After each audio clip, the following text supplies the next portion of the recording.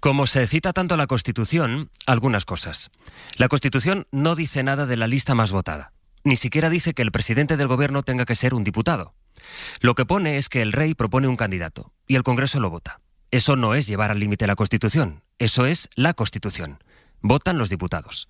Ni siquiera en 1978 hubo discusión. ¿Saben como mucho qué debate tuvieron los constituyentes? Por una parte, sin apartarse nada de la letra de la Constitución, la corona podría abusar de su poder y proponer deliberadamente al Congreso candidatos inaceptables que serían rehusados. Se abordó esto, si tenía que ser el rey o en cambio el presidente del Congreso el que propusiera al candidato. Esto lo planteó Esquerra, quien hablaba era Heribert Barrera. Estamos hablando de julio de 1978.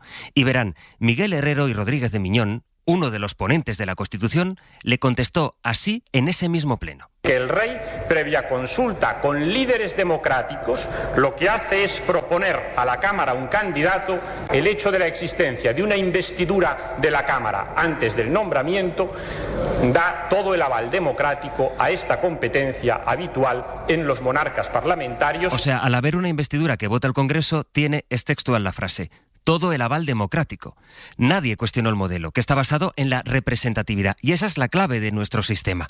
Los diputados elegidos representan la voluntad popular. Lo explicó en aquel mismo verano de hace 45 años otro de los ponentes de la Constitución. La delegación es inevitable, puesto que en toda forma de representación un número relativamente pequeño de elegidos actúan en nombre de muchos, evitando Manuel Fraga. Que se pueda Para hacer la Constitución discutieron cómo debería ser el sistema electoral, que ellos luego no aprobaron.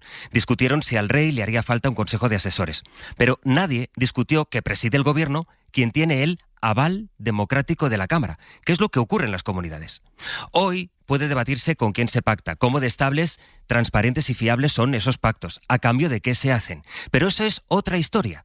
Eso no tiene que ver con hacer decir a la Constitución lo que no dice y lo que sabe todo el mundo.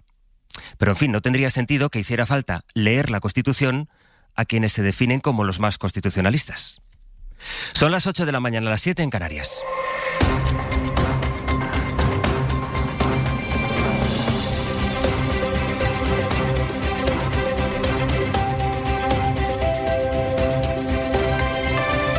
En la cadena SER,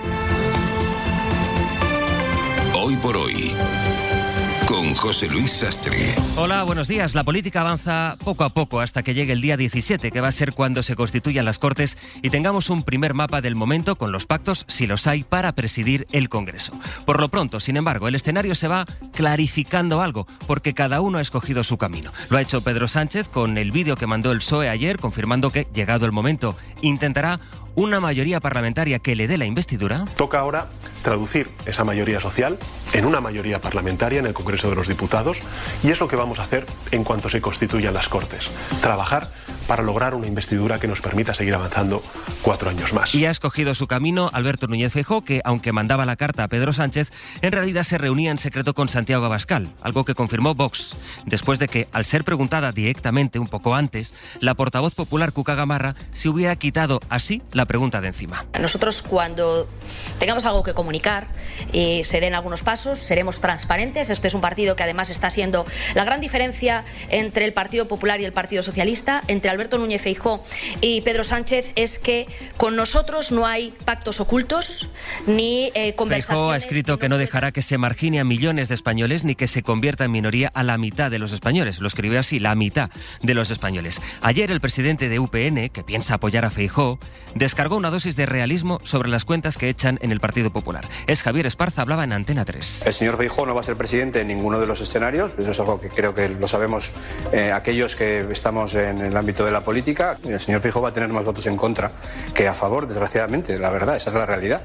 Y yo creo que bueno, que al final hay que hablar claro, y no se puede estar tampoco engañando a la gente. A mí me parece legítimo que el señor Feijóo intente y se presente incluso a una investidura porque ha ganado las elecciones, pero bueno, la realidad yo creo que política es otra.